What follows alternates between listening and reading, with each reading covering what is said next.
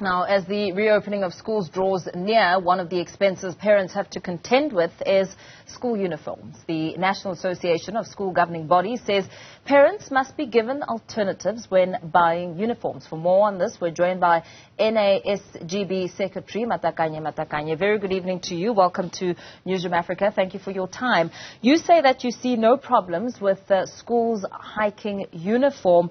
Of course, the statement is not going to bode very well with parents. How do you justify it? Good afternoon, and all your listeners. We justify it by saying it is a business that is within the market that is competitive. And prices are rising each and every day.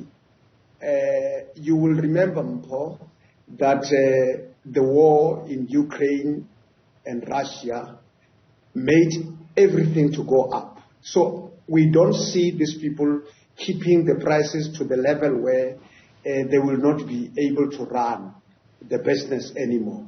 So it is acceptable in that. However, what we are opposed as National Association of School Governing Bodies is the question of parents being forced to go to buy uniform to a specific or a special supplier or shop.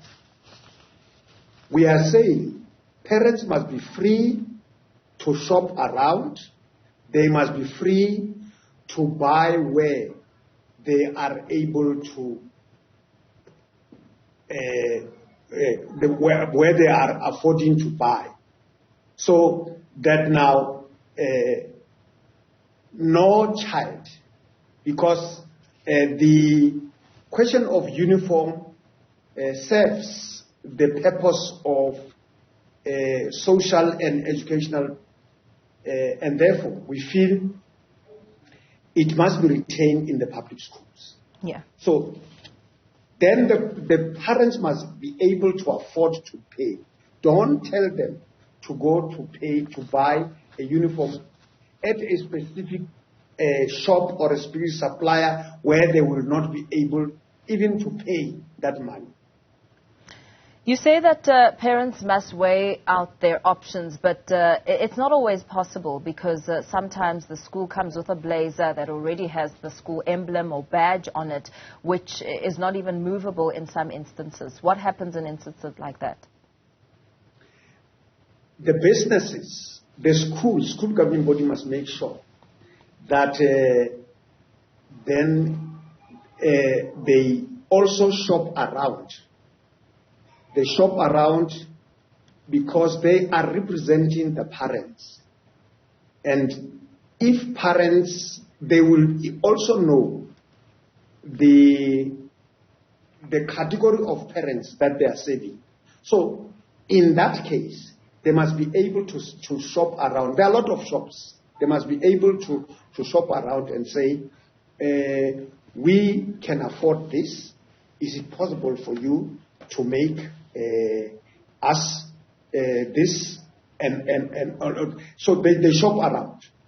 So that it is not only one shop where they will make profit without considering the level of the poverty in that particular community.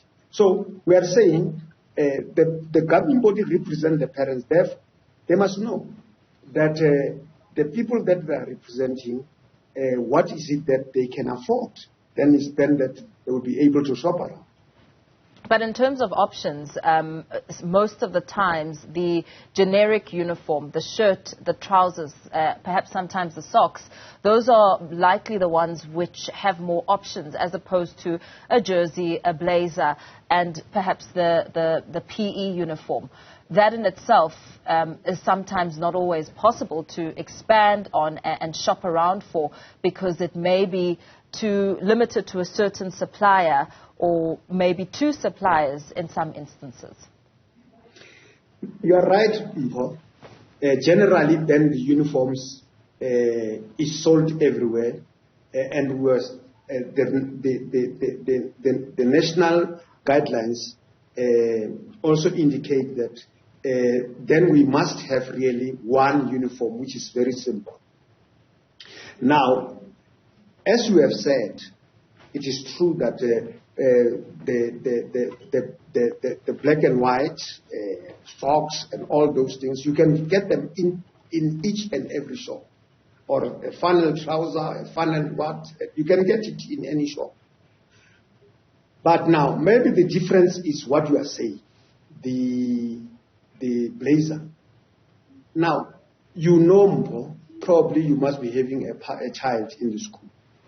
This question of the blazers, I think there is already a fashion of metric dance or metric, where then the jackets are made for those particular students for that particular year. So I think parents in that instance, they will be able to really, and it will be just specific parents of grade 12. Then the same method that is used to organize this metric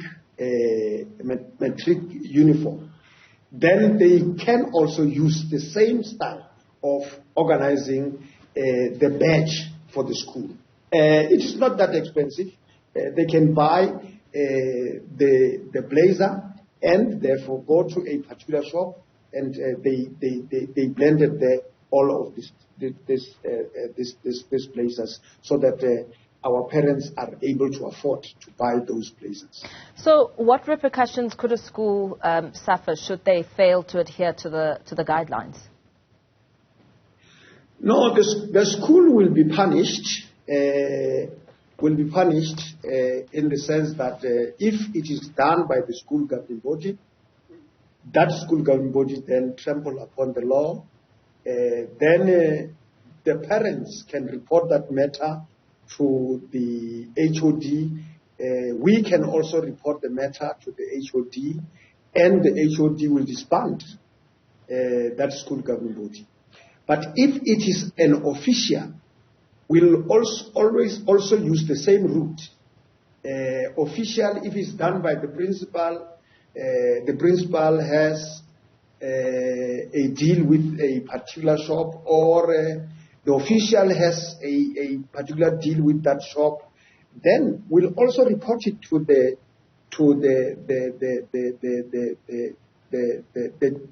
Department of Basic Education. However, we can start with the Competition Commission, so that matter must be investigated to find out whether it is true that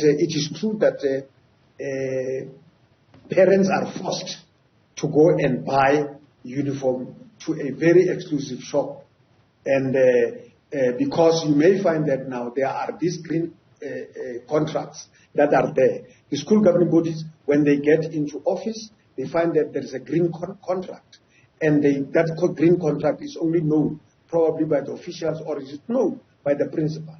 So then the Competition Commission will make sure that we have got a memorandum of understanding with the Competition Commission to ensure that we'll report quickly to investigate the matter, and so that an appropriate action can be taken against the school governing body, or appropriate action can be taken against the principal, or it can be taken against the official who is making sure that now law in that school is broken. Very well. Thank you so much. Let's perhaps leave it there for now. NASGB General Secretary Matakanye Matakanye.